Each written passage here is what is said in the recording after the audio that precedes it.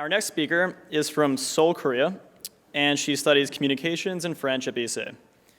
After graduation, she plans on being involved in content creation for social media or in broadcasting. Please welcome our next speaker, Yeojin Yoon.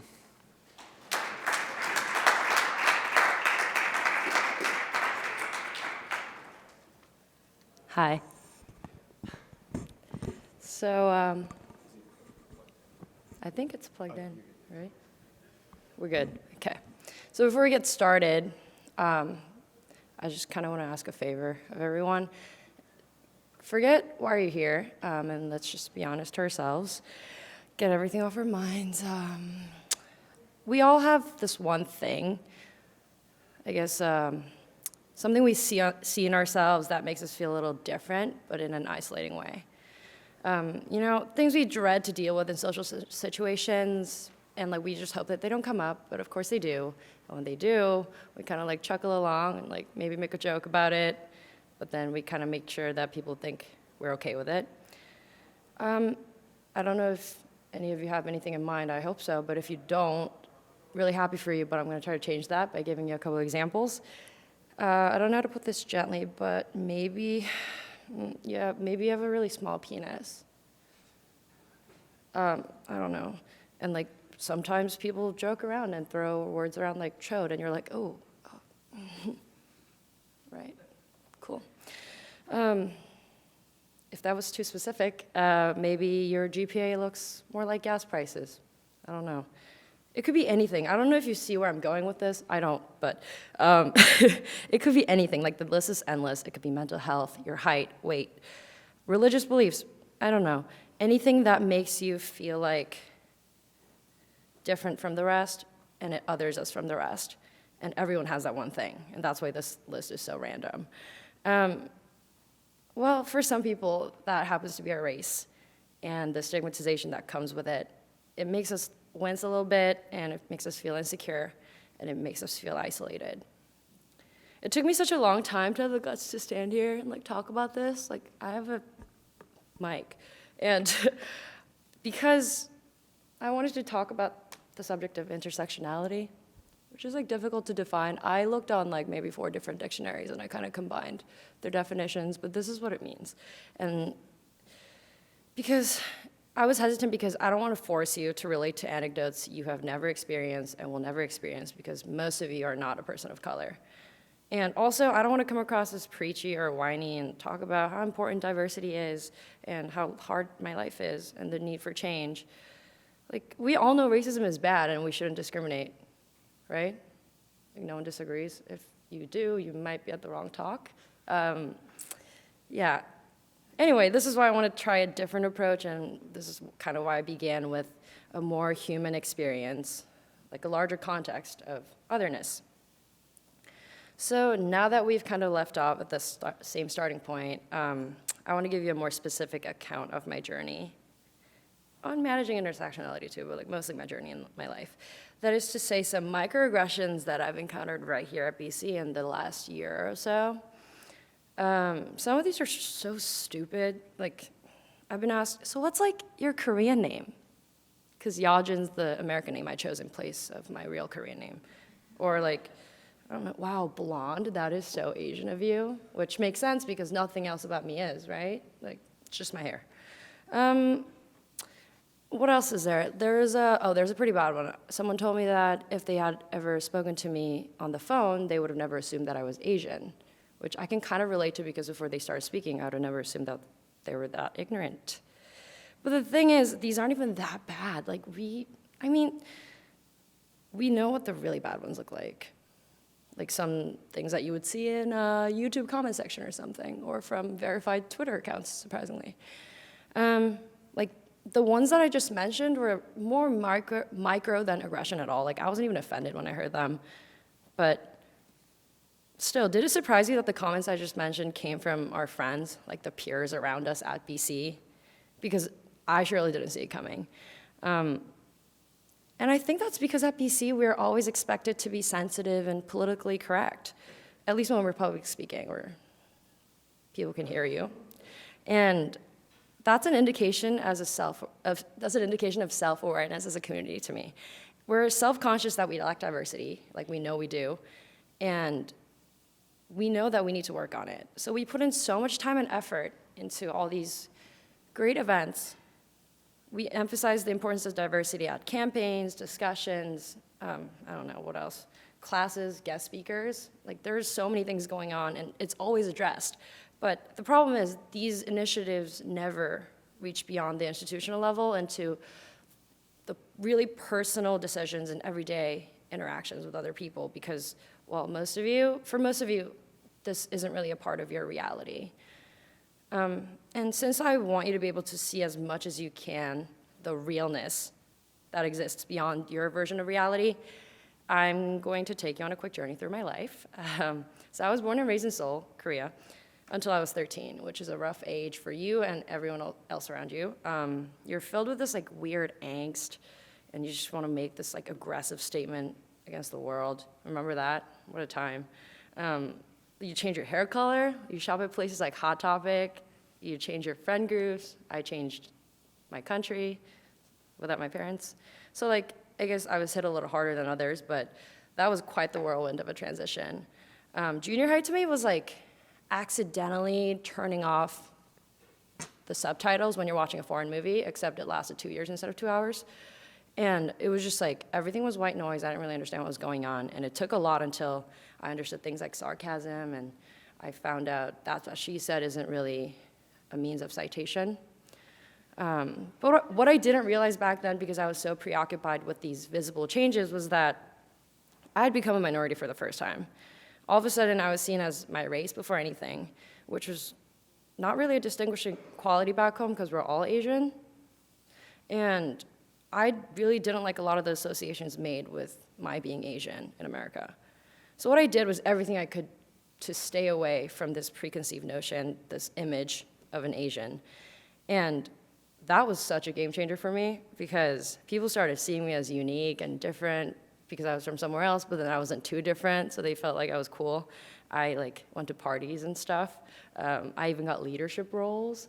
So I was like class rep and dorm prefect by senior year. I was like killing it, and I took pride in it. I was like, look how far I've come, like all by myself. And then round 2 of existential crisis hit when I came to BC, where everyone's just kind of starting from scratch. No one really cares what you did in high school, doesn't really matter. So I felt that I was once again vulnerable to being defined and judged by my race. So I started doing the same things as I did in high school.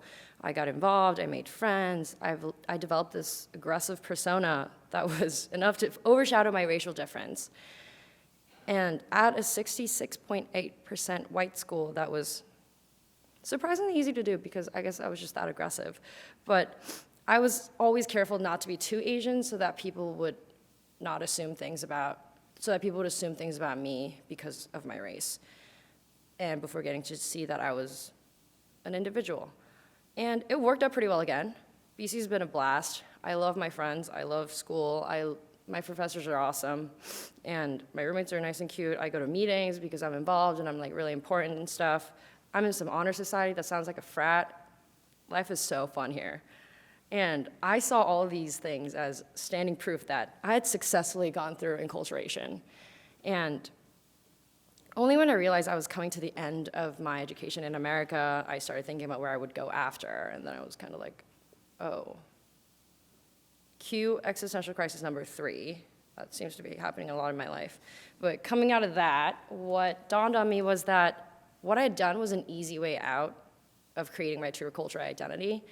It was kind of like a cop-out integration into the singular narrative of homogeneity instead of presenting aspects of my life that highlighted difference. I kind of focused on showing people how much we had in common, despite my heritage, as if that was a bad thing. Life was easier when I looked away from the uncomfortable truth that no matter how at home I felt here, this isn't home. And instead of finding a way to balance and traverse the 2 different dimensions that I belong to, I abandoned the one I came from because I saw it as a risk of being othered once again. I hadn't acculturated, but I had just found a way to selectively represent myself in order to blend in. People frequently tell me that I'm different from the rest of them, and often as a compliment. Well, I am them, But it is easy to forget that because I act like you, and I dress like you, and I talk like you. So I don't intrude on your own little version of how the world is. But eventually you're gonna have to acknowledge and accept the fact that there are a multitude of different realities that are just as real as yours. This is especially difficult to be outspoken about at BC, where we have this one dominant stream of thinking and being. And it is so powerful and it's so prevalent that anything that differs from it somehow feels wrong. Like, when you're not doing what everyone else is doing, it feels like you're messing up. It feels like you don't belong here. And so think about the expectations we have for ourselves, like landing a job right out of graduation, going out and getting good grades, being well and doing good most of the time, if not all the time. But they don't stop at mere expectations because they become the standards of what is right, which suggests that not adhering to them, wrong. When different is so implicitly yet frequently seen as wrong, it is difficult to be true to ourselves and freely express our identity. So, okay, does that mean we're terrible people for wanting to fit in and be a part of the community here? No, because the recognition of difference is natural. It is a survival mechanism. Throughout evolution, we've been able to know what we are by knowing what we're not.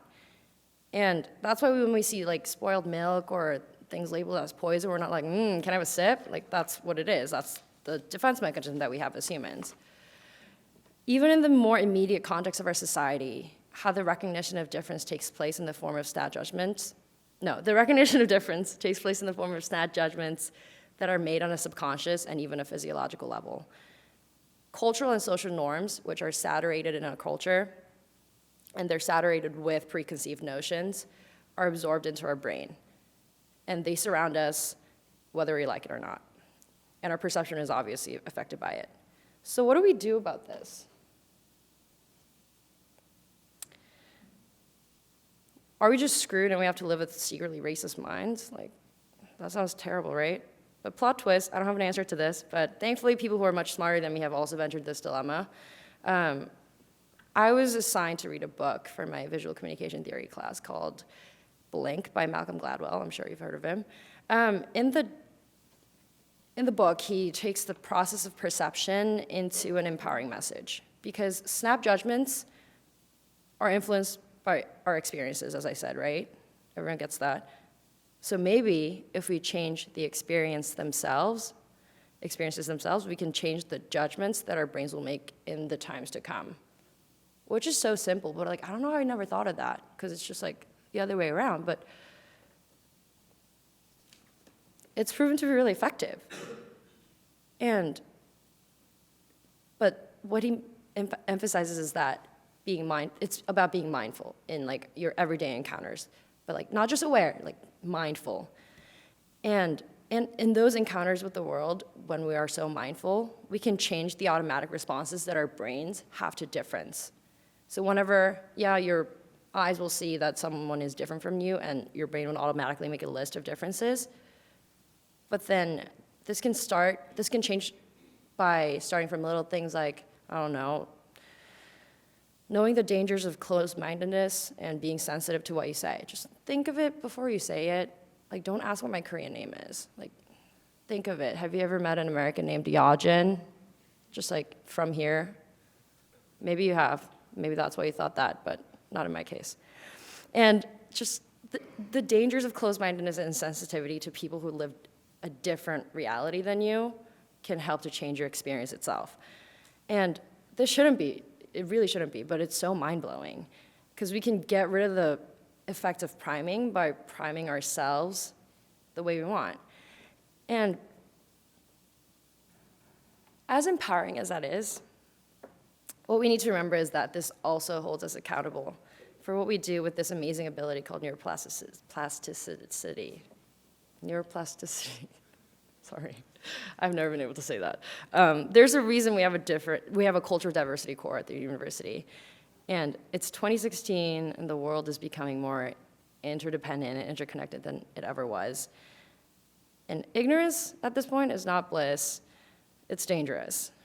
And I think that's why we need to turn our singular reality into multiple realities. Thank you.